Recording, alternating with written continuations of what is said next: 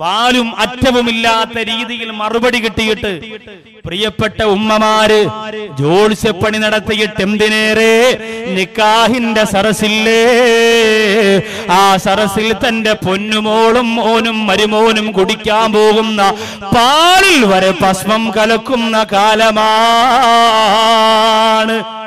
നിക്കാഹിന്റെ അവസ്ഥയൊക്കെ അതാണല്ലോ. കഴിവിന്റെ പരമാവധി പരസ്യമായ താലികെട്ടന്റെ പ്രിയപ്പെട്ട ചെറുപ്പക്കാരാ, നിനക്ക് നട്ടല്ലുണ്ടെങ്കിൽ നീ ഒഴിവാക്കണമെടാ. ആണത്തമുണ്ടെങ്കിൽ, ഈമാനുണ്ടെങ്കിൽ, ഇസ്സത്തുണ്ടെങ്കിൽ നീ പറയണോ, ആകാശമൊന്നും ഇടിഞ്ഞു വീഴൂല. കുറെ പെണ്ണുങ്ങൾ കിടന്ന് ചലയ്ക്കുമത് ശരിയാണ്. അവന് പിന്നെ ഭയങ്കര ഈമാനൊക്കെ ആയിപ്പോയി, നീ ഭയങ്കര മുസ്ലിയാർ കമ്പനി ആയിപ്പോയി എന്ന് പറഞ്ഞ് കുറെ പെണ്ണുങ്ങൾ വേണമെന്നായിരിക്കും. അതിലൊന്നും വലിയ കാര്യമില്ല, അതങ്ങ് തീർന്നോളും. അത് ഇച്ചിരി ക്ഷീണമൊക്കെ അങ്ങ് വരുമ്പോൾ അതങ്ങ് നിർത്തിക്കോളും. നമ്മൾ തീരുമാനം എടുക്കും. എൻ്റെ കല്യാണം തീരുമാനിക്കേണ്ടത് ഞാനാണ്. വാപ്പാരുടെ അടുത്ത് പറയുക, ഉമ്മയുടെ അടുത്ത് പറയുക, ബാക്കി കാര്യങ്ങൾ ചെയ്യുക. താലികെട്ട് പരസ്യമായിട്ട് പാലും വെള്ളവും കൂടി ഇത് കുടിക്കുമ്പോൾ കുറെ ചെറുപ്പക്കാർ മൊബൈലും അളേ എടുത്തോടാ, എൻ്റെ ക്ലാരിറ്റി ഇല്ല, നിന്റെ മൊബൈൽ എല്ലാ പുതിയണ്ണിൻ്റെ ഫോട്ടോ ഇങ്ങനെ എടുത്തു വെക്കും. എല്ലാരും ഫോട്ടോയും മെമ്മറി ഫുള്ളാക്കിയിട്ട് വീട്ടിൽ പോയി കണ്ട് രസിക്കാനല്ലാതെ എന്തിനു കൊള്ളാം. വളരെ വൃത്തികെട്ട, വളരെ മോശമായ ഒരു പരിപാടിയാണ് ഈ മൊബൈലിൽ പുതിയ പെണ്ണിന്റെയും പുതുമാപ്പിളയും ഫോട്ടോ എടുക്കുന്നത്. റബ്ബ് കാത്തിരക്ഷിക്കും.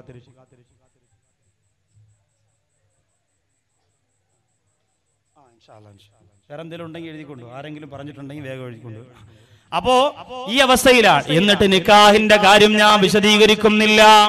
നിക്കാഹിന്റെ സരസിൽ നടക്കുന്നത് എന്തൊക്കെയാണ്? എന്റെ പ്രിയപ്പെട്ട ഉപ്പമാരെ, പെമ്മക്കള് ഹിദായത്തിന്റെ വഴിയിലേക്ക് വരുന്നത് പോട്ടെ, നല്ലൊരു പോലെ ഉസ്താദ് പറഞ്ഞു തരുന്ന അറബി വാക്കുണ്ടല്ലോ, അത് കേട്ടു പറയാൻ വരെ കഴിയാത്ത ഉപ്പമാരായി നമ്മുടെ ഉപ്പമാര് മാറുന്നില്ലേ?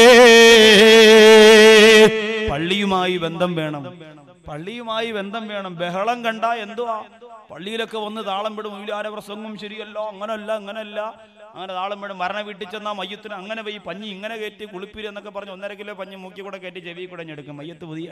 എന്നിട്ട് മൗലാരൊക്കെ ഒന്നും അറിഞ്ഞുകൂടാന്ന് പറയാം. അലിഫിന് 10 കിട്ട ടി എന്നാണ് വായിക്കുക ഉപ്പാപ്പ. അതാണ് വിവരം. നമ്മൾ ആലോചിച്ച് നോക്കി, ഇച്ചിരിയൊക്കെ ഒന്ന് ഒതുങ്ങണം. നിക്കാഹിന്റെ സരസിൽ എത്ര പേർക്ക് ഉസ്താദ് വന്ന് നിക്കാഹിന്റെ സീഹ പറഞ്ഞു കൊടുക്കുമ്പോൾ പറയാൻ കഴിയുന്നില്ല. വയസ്സായത് കൊണ്ടല്ല, അറിഞ്ഞുകൂടാ. അറബി വാക്ക് ഉപയോഗിക്കാൻ വരെ അറിഞ്ഞുകൂടല്ലോ. അറബിയോട് വല്ലാത്ത അറപ്പല്ലേ. ഇന്ത്യൻ എക്സ്പ്രസ് ആണ് എന്റെ വീട്ടിൽ വരുത്തുന്നത് എന്നൊരു വാപ്പ എത്ര അഭിമാനത്തിലാ പറയണേ. അങ്ങനെ അഭിമാനത്തോട് അൽബുസ്താൻ വരുത്തുന്നു പറയോ, അന്നസീം വരുത്തുന്നു പറയോ, ഇർഫാദ് വരുത്തുന്നു പറയോ, സുന്നി അഫ്കാർ വരുത്തുന്നു പറയോ, പൂങ്കാവനം വരുത്തുന്നു പറയോ, അതൊന്നും പറയൂല. ഇന്ത്യൻ എക്സ്പ്രസ് ആണ് എൻ്റെ മോള് വായിക്കും.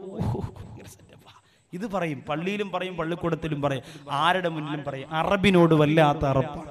കാന്റെ സദസ്സിൽ ചെന്നിരിക്കുമ്പോൾ പറയൂലേ, മബുലകൽ മധുക്കൂരി. അപ്പം അയാൾ പറയും, മുതുക്കുകയാണെങ്കിൽ എനിക്ക് വേണ്ട. എന്തൊരു നിങ്ങൾ ചുമ്മാ ഇത്രയും പൈസ മുടക്കി മുതുക്കാനാണ്, ഞാൻ കണ്ട പെണ്ണാണെങ്കിൽ മതി, ഇവിടെ ഒരു മുതുക്കിയ. എത്ര കല്യാണ സദസ്സ് അലങ്കോലപ്പെട്ടിട്ടുണ്ട്. നിക്കാഹിന്റെ സീഗ എന്ന് പറഞ്ഞാൽ എന്താ? യഥാർത്ഥ നിക്കാഹിന്റെ ഉടമ്പടി അതാണ് ഉടമ്പടി. അവിടെയാണ് നിക്കാഹ് നടക്കുക. അല്ലാതെ ഇത് കെട്ടണ സമയത്തും പാലും പഴം കുടിക്കുന്ന സമയത്തും അല്ല. നിക്കാഹ് യഥാർത്ഥത്തിൽ സാധൂകരിക്കപ്പെടുന്നത് എവിടെയാണ്?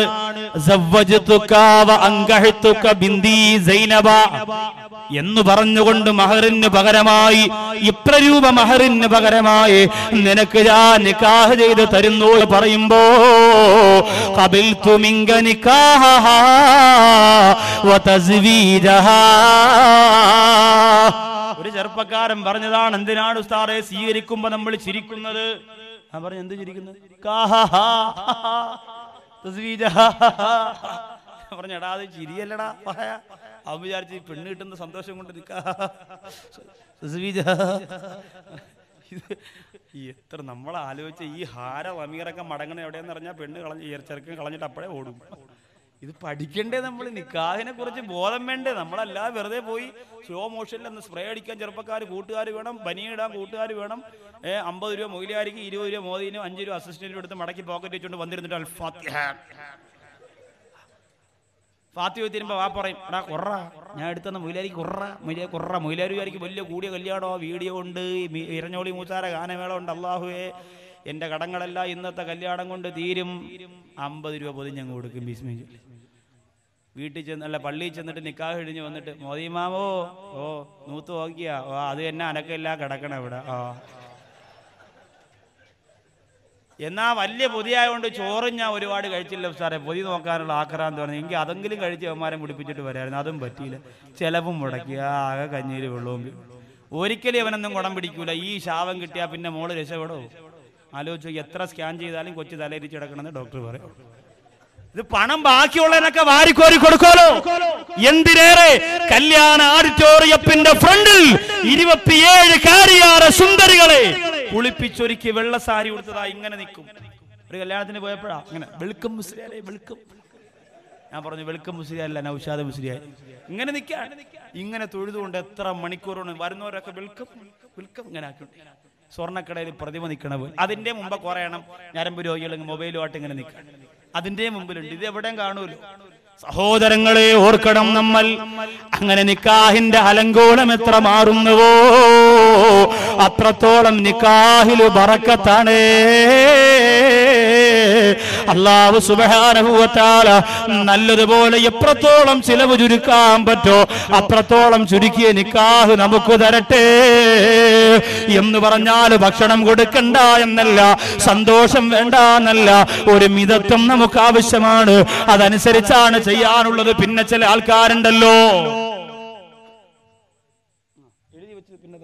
പിന്നെ കുറച്ച് ആൾക്കാരുണ്ട്, അവര് പറയും ഞാൻ ഹജ്ജ് ചെയ്ത ആളാണെന്നൊക്കെ അറിയട്ടെ, 10 പേര് ഈമാനുള്ള കുടുംബത്തിന്റെ മോളാണെന്ന് അറിയാം, അതുകൊണ്ട് ലെറ്റർ അടിക്കുമ്പോ സ്വർണ്ണ നിറത്തിൽ ഫ്രണ്ടിൽ ബിസ്മില്ലാഹിർ റഹ്മാനിർ റഹീം അടിച്ചങ്ങ് വയ്ക്കും. സ്വർണ്ണ നിറത്തിൽ, ഈ സ്വർണ്ണ നിറത്തിൽ അടിച്ചു വെച്ചിട്ട് ഈ കല്യാണ ലെറ്ററും കൊണ്ട് എവിടെയൊക്കെ നടന്ന് നിങ്ങൾ കല്യാണം വിളിക്കും?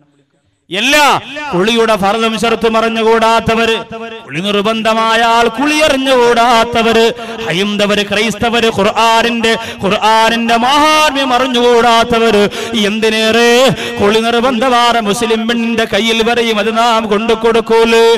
എന്നിട്ട് വിറക് പുരയിലും അതുപോലെ ഓഡിറ്റോറിയത്തിലും വീടിന്റെ തലേ ദിവസം വീടിന്റെ പാചകപ്പുരയിലുമല്ല അല്ലാഹുവിന്റെ ഖുർആനിന്റെ ബിസ്മില്ലേ സവിട്ടി തേക്കൂലേ. എന്റെ പ്രിയപ്പെട്ടവർ, നിന്റെ ഇസ്ലാമിയത്ത് കാണിക്കാനുള്ളത് മോളെ കല്യാണക്കത്തിന്റെ ഫ്രണ്ടിലല്ല, അള്ളാന്റെ മുമ്പിലാണ്.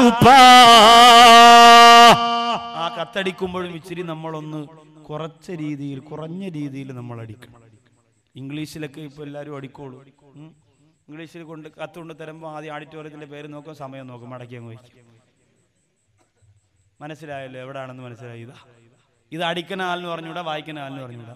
പ്രസ്സിൽ കൊണ്ട് കൊടുത്ത് പറയും മറ്റേ ഈ ഡയലോഗ് വെച്ച് ഒറ്റ അടി അങ്ങ് അടിച്ചിരിക്കാൻ പറയും. മോളെ പേര് മാറില്ല, ബാപ്പാരെ പേരും മാറില്ല, ബാക്കി എല്ലാം കറക്റ്റ് മറ്റേ ലെറ്ററിലോ പഠിക്കും. എന്താണ് എഴുതി അല്ലാഹു അഅലം. ഇങ്ങനെ കൊണ്ട് നടക്കുക. ആർക്കും ഇംഗ്ലീഷ് അറിഞ്ഞുകൂടാന്നല്ല ഞാൻ പറഞ്ഞത്. ഇതിന്റെ വിഷയം ആരും ഗൗരവത്തോട് ചിന്തിക്കാറില്ല. അങ്ങനെ അടിച്ച് വലിയ പവർ കാണിക്കും. നിങ്ങളുടെ സമ്പത്തനുസരിച്ച് നിങ്ങൾ ചെയ്തു, ഞാൻ അതിനെ എതിർക്കുന്നില്ല. പക്ഷെ ചെയ്യുമ്പോൾ എത്രത്തോളം നമുക്ക് കുറച്ച് ചെയ്യാൻ പറ്റും അത്രത്തോളം നമ്മൾ കുറയ്ക്കണം. അഭിമാനത്തിന് ക്ഷതം വരുന്ന രീതിയിൽ ഓഡിറ്റോറിയം നിങ്ങൾ മാറ്റണ്ട, ലെറ്റർ നിങ്ങൾ ഒഴിവാക്കണ്ട, ഐസ്ക്രീം നിങ്ങൾ കല്യാണത്തിൽ നിന്ന് മാറ്റണ്ട, ഒക്കെ നിങ്ങൾ കൊടുത്തു. കുഫുവത്ത രീതിയിൽ തന്നെ നടത്തിക്കോ. നിങ്ങളുടെ നാട്ടിൽ നിങ്ങൾ കാശുകാരനാണ്, അപ്പൊ അതുകൊണ്ട് ഉസ്താദിരിക്കുക, അങ്ങനെ തന്നെ നടത്തിക്കോ. പക്ഷേ നമ്മളുടെ അവസ്ഥയിൽ വെച്ച് നമുക്ക് എത്ര ആഡംബരം കുറയ്ക്കാൻ പറ്റുമോ അത്രത്തോളം നമ്മൾ കുറയ്ക്കണം. അള്ളാഹുവിന്റെ ദീനിന് വേണ്ടി നമ്മൾ അങ്ങനെയെങ്കിലും ചെയ്യണം. റബ്ബ് നമുക്ക് തൗഫീക്ക് തരട്ടെ.